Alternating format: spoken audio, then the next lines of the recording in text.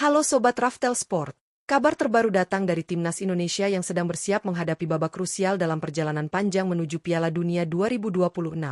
Ya, ronde keempat kualifikasi zona Asia sudah di depan mata, dan tim Garuda tak ingin menyia-nyiakan waktu. Persiapan pun terus dimatangkan demi tampil maksimal pada Oktober 2025 nanti. Salah satu langkah konkret yang diambil adalah dengan menggelar pertandingan uji coba internasional di agenda FIFA Matchday bulan September mendatang. Meski federasi belum mengumumkan secara resmi lokasi atau venue pertandingan, dua negara sudah dipastikan menjadi lawan tanding skuad asuhan Patrick Kluivert tersebut. Langkah ini tentu menjadi sinyal kuat bahwa timnas Indonesia sangat serius dalam membangun kekuatan menjelang ronde keempat nanti.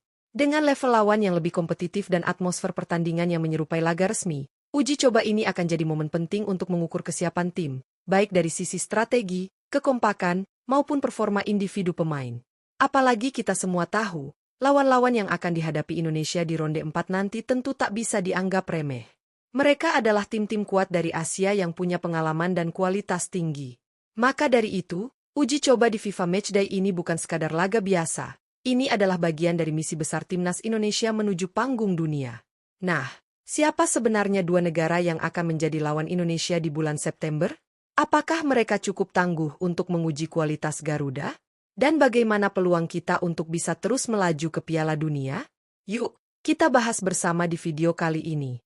Simak ulasan lengkapnya hanya di Raftel Sport, tempat terbaik untuk update sepak bola nasional dan internasional.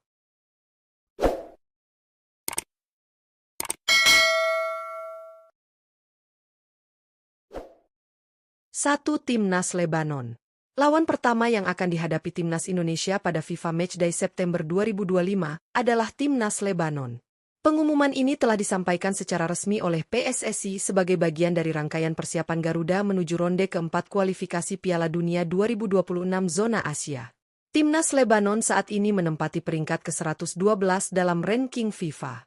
Meski secara peringkat masih berada di bawah beberapa calon lawan Indonesia di ronde 4 nanti, Lebanon tetap menjadi lawan yang menarik dan sangat relevan untuk dijadikan sparring partner. Mengapa? Karena secara geografis dan gaya permainan, Lebanon adalah wakil dari kawasan Timur Tengah, kawasan yang juga akan mendominasi lawan-lawan Indonesia dalam babak lanjutan kualifikasi nanti.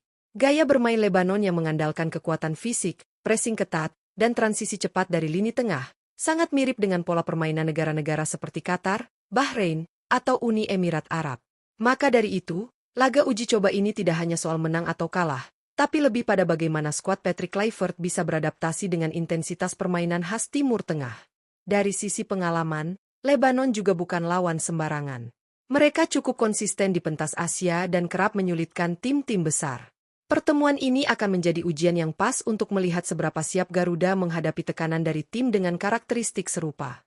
Selain itu, laga ini juga bisa menjadi kesempatan emas bagi para pemain muda Indonesia untuk unjuk gigi.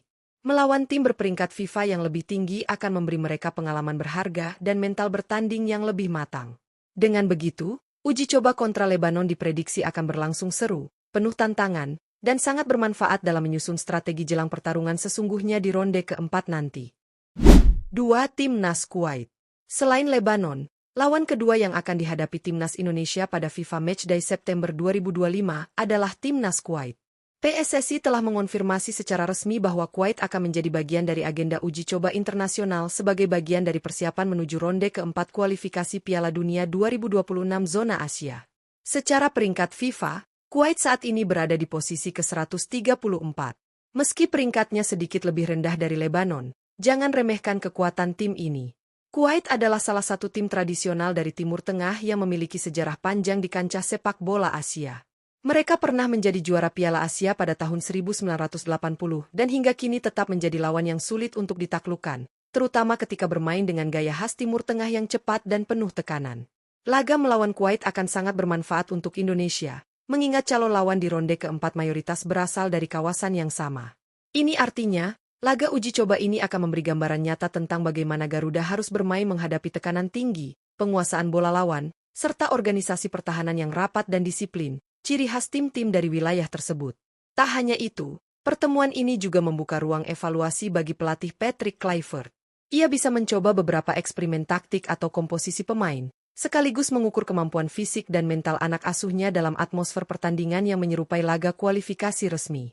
Bagi para pemain, ini akan menjadi laga penting untuk membuktikan diri dan memperebutkan tempat di starting 11 utama. Kuwait mungkin bukan tim terbaik di Asia saat ini, tetapi mereka tetap memiliki kapasitas untuk memberikan perlawanan sengit.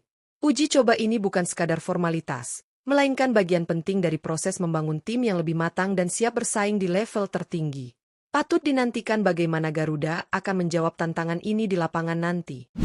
Itulah dua negara yang secara resmi telah diumumkan sebagai lawan uji coba timnas Indonesia pada FIFA Matchday bulan September 2025, Lebanon dan Kuwait. Dua tim asal Timur Tengah yang dinilai sangat cocok untuk menguji kesiapan Garuda sebelum melangkah ke ronde keempat kualifikasi Piala Dunia 2026 zona Asia. Meskipun venue pertandingan belum diumumkan secara resmi oleh PSSI, yang jelas, laga ini akan menjadi panggung penting bagi pelatih Patrick Kluivert dalam meracik strategi terbaik. Menghadapi dua tim dengan karakter permainan Timur Tengah akan sangat membantu proses adaptasi, baik secara taktik, fisik, maupun mental bertanding. Kita semua tahu bahwa perjuangan di ronde keempat nanti akan jauh lebih berat. Tim-tim unggulan dari Asia sudah menanti, dan setiap pertandingan akan menjadi pertarungan hidup mati menuju mimpi tampil di Piala Dunia. Karena itu, setiap kesempatan uji coba, sekecil apapun, harus dimaksimalkan. Bukan hanya oleh pelatih, tapi juga oleh seluruh pemain yang ingin mengamankan posisi mereka di skuad utama. Yang tak kalah penting, laga-laga ini juga menjadi tolak ukur untuk melihat bagaimana progres timnas Indonesia selama ini. Apakah sistem permainan semakin matang? Apakah pemain muda mulai menunjukkan perkembangan signifikan? Dan yang paling utama, apakah kita sudah cukup siap untuk bersaing di level tertinggi Asia? Sebagai supporter, tentu kita berharap timnas tampil solid, penuh semangat juang, dan terus menunjukkan progres positif. Karena dukungan kalian, para pecinta sepak bola tanah air, akan selalu jadi energi tambahan bagi para pemain di lapangan. Jadi, jangan lewatkan dua laga uji coba ini di bulan September nanti.